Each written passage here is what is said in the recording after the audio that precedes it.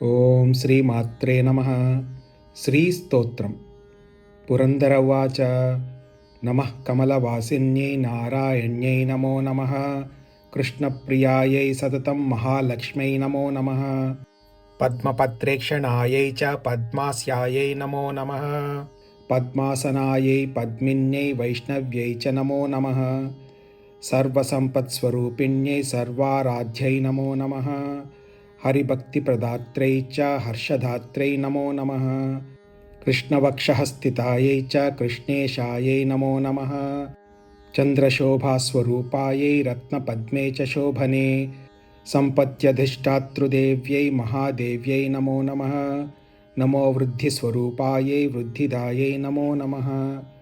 వైకుంఠే yeah మహాలక్ష్మీః yeah లక్ష్మీః క్షీరసాగరే స్వర్గలక్ష్మీరింద్రగేः రాజలక్ష్మీः నృపాలయే గృహలక్ష్మీశ్చ గృహీణాం గేహే చ గృహదేవతా సురభిः సాగరే జాతా దక్షిణాయజ్ఞకామిని అదితిర్దేవమాతా త్వం కమలా కమలాలయే స్వాహా త్వం చ హవిర్దానే కావ్యదానే స్వధా స్మృతా త్వం హి విష్ణుస్వరూపా చ సర్వాధారా వసుంధరా శుద్ధసత్వస్వరూపా త్వం నారాయణపరాయణ క్రోధహింసా వర్జితా చ వరదా శారదా శుభా పరమార్థప్రదా త్వం చ హరిదాస్యప్రదా పరా యయా వినా జగత్సర్వం భస్మీభూతమసారకం జీవన్మృతం చ విశ్వం చ శశ్వత్సర్వం యయా వినా సర్వేషాం చ పరా మాతా సర్వబాంధవరూపిణీ ధర్మార్థకామమోక్షాణాం త్వం చ కారణరూపిణీ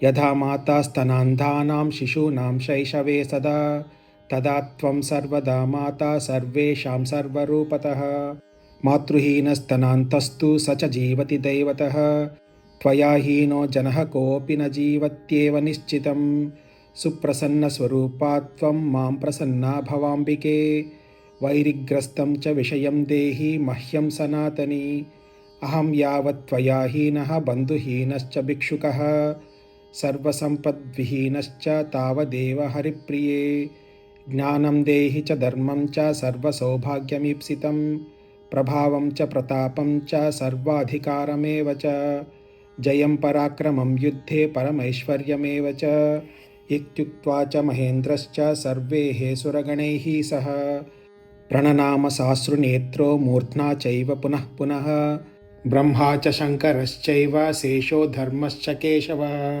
సర్వే చక్రుః పరిహారం సురార్థే చ పునః పునః దేవేభ్యశ్చ వరం దత్వా పుష్పమాలాం మనోహరం కేశవాయ దదౌ లక్ష్మీః సంతుష్టా సురసంసది యయుర్దేవాశ్చ సంతుష్టాః స్వం స్వస్థానం చ నారద దేవీ యయౌ హరేః స్థానం దృష్ట్వా క్షీరోదశాయినః యయుశ్చైవ స్వగృహం బ్రహ్మేశానౌ చ నారద దత్వా సుభాషితం తౌ చ దేవేభ్యః ప్రీతిపూర్వకం ఇదం స్తోత్రం మహాపుణ్యం త్రిసంధ్యం చ పఠేన్నరః కుబేరతుల్యః స భవేద్రాజరాజేశ్వరో మహాన్ పంచలక్షజపేనైవ స్తోత్రసిద్ధిర్భవేన్నృణాం సిద్ధస్తోత్రం యది పఠేన్మాసమేకం తు సంతతం మహాసుఖీ చ రాజేంద్రో భవిష్యతి న సంశయः.